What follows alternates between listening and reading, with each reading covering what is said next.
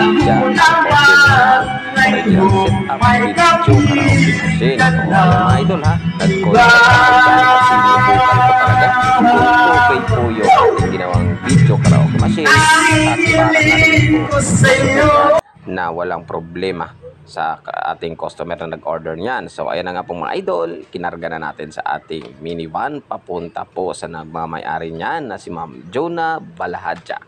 So ayan, nilagyan ko pa ng sticker yan mga idol para talagang makita na gawang Foodmaster yan. So nilagyan na natin sa ating minivan para maibiyahin na sa barangay Cubay, San Dionisio, Iloilo.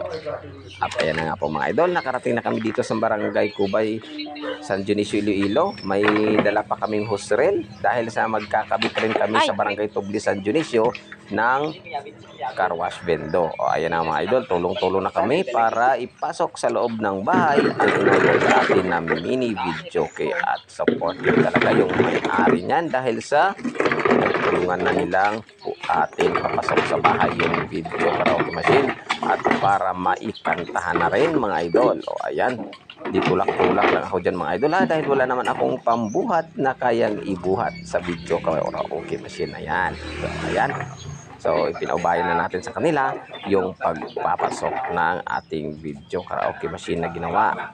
So ayan na mga idol, for the demonstration and para po sa mga instruction ng ating unit na ginawa para sa kay Ma'am Jonah Balahadja, dahil nga po sa kailangan natin silang instructionan kung paano po i-operate yung kanilang video karaoke machine para nang sa ganun mga idol ay magamit nila ng maayos yung maintenance, yung mga power buttons at saka yung mga functions ng kanilang video machine. Dapat po ipaintindi natin at ibigay sa kanila ng tamang instruction nang sa ganon matutong silang gumamit at saka po ma-maintain po yung kanilang unit. So ayan, may ilaw-ilaw pa yan mga idol yung ating video karaoke machine. Siyempre, hindi tayo mawawala sa pag-instruction sa kanila at pagpapaintindi kung ano man yung dapat gawin sa kanilang unit. Ganyan po yung ating obligasyon bilang isang maker, yung mai-explain po sa kanila yung paggamit ng unit nang sa ganun hindi madaling masira. At siyempre ma-enjoy din nila yung kanilang unit na binili sa atin. Diba mga idol, ipailaw-ilaw pa yan at nakabitan na natin ng telebisyon.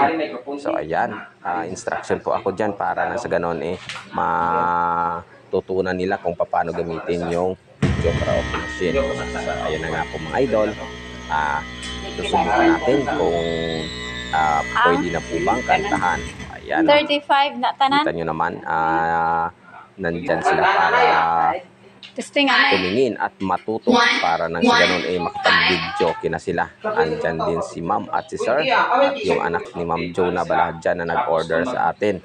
So ayan, sana ma-enjoy nyo yung ating gawang Foodmaster video karaoke machine na original setup mga idol. Yung original setup natin yan, meron po yung 4 pieces live 400 watts D12 speaker, mayroon tayong dalawang BCS 300 watts na tweeter at meron tayong Primo Plus Mega Sound Player speaker po yan at isang 735 Sakura na amplifier. So ayan mga idol, susubukan natin yung sound check niya kung okay po ba.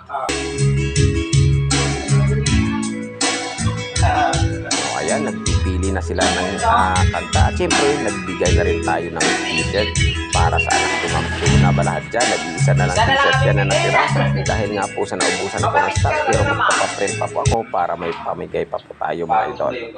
So ayan, thank you so much. At nandyan din po si Sir na tatay ni Ma'am Jonah na kung saan po ay nag-i-execute po na ating itinuro. Pinakita natin sa kanya yung loob ng ating video karaoke machine para nang sa ganon makita niya. Thank you po.